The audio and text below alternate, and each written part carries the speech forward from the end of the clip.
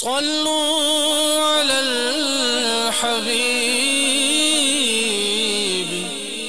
صلی اللہ تعالی علی محمد۔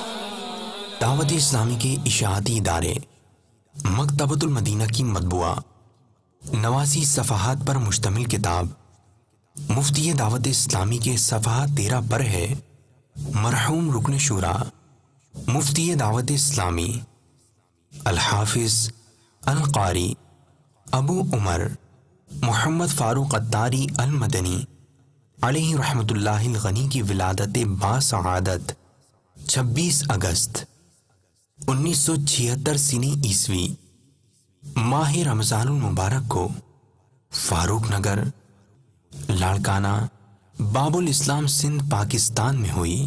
صلو علی الحبیب صلی اللہ تعالی علی محمد۔ مجھے اپنی اور ساری دنیا کے لوگوں کی اصلاح کی کوشش کرنی ہے۔